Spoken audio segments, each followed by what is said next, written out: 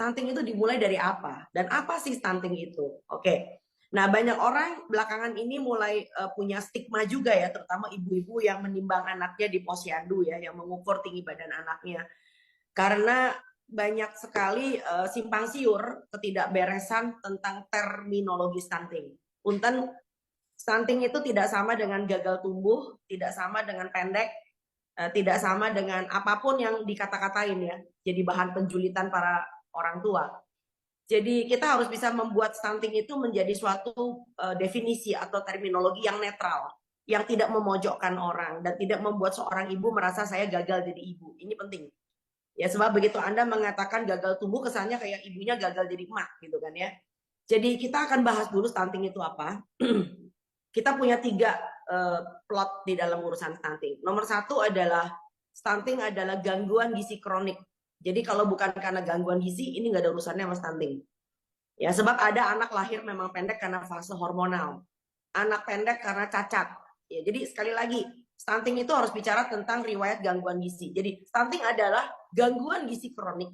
Dimulainya kapan? Sejak ibunya hamil sampai anaknya usia 2 tahun.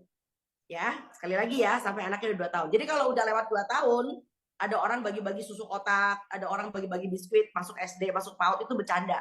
Itu kampanye caleg ya. Oke, maaf. Jadi Anda harus betul-betul tegas dalam hal ini. Yaitu basa-basi ya, kampungan bahkan banget gitu hari gini. Oke, jadi yang terjadi sejak ibunya mengandung sampai anaknya di usia 2 tahun. Yang ditandai dengan, ini adalah yang kedua, ditandai dengan, bukan urusan pendek, tinggi badan menurut umur. Jadi bukan berat badan ibu-ibu, bapak-bapak. Tinggi badan menurut umur itu ada kurvanya nih di buku KIA. Tinggi badan menurut umur berada di kurva merah ke bawah. Nah, kalau kurva merah itu ada tulisannya -2 standar deviasi ke bawah. Ya, oke. Dengan akibat, ini plot yang ketiga. Dengan akibat kecerdasannya tidak optimal. Jangan bilang bodoh, tolong. Sebab anak yang tinggi yang bodoh juga banyak, ya kan? Jadi, tetapi anak stunting pasti kecerdasannya tidak optimal. Jadi, kalau misalnya anak kalau dia ini tidak stunting, bisa jadi pegawai negeri, bisa jadi hakim, bisa jadi konsultan pajak misalnya ya, bisa jadi profesor. Ini gegara stunting kelas 2 SD, emaknya aja kalau ngajarin perkalian mesti bawa garpu sama pisau. 2 kali 2 berapa? 3 kali 1 berapa? Ya, jadi Anda bisa bayangin tuh, emaknya keluar tanduk tiap hari. Ya, oke. Jadi sekali lagi ada akibatnya nih, kecerdasannya tidak optimal.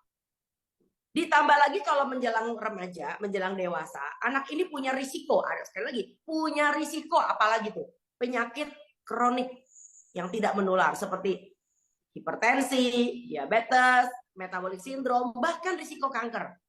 Ya, jadi sekali lagi ibu bapak, stunting itu adalah kita punya 3 plot. Pertama adalah gangguan gizi kronik.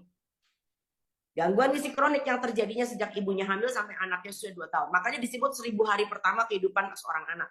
1000 hari itu dimulai sejak ibunya itu hamil, bukan anaknya ceprot lahir. Yang kedua, yang ditandai dengan tinggi badan menurut umur berada di kurva merah ke bawah, yaitu -2 standar deviasi ke bawah. Ketiga, dengan akibat kecerdasannya tidak optimal. Nah, ini menjadi beban negara nantinya.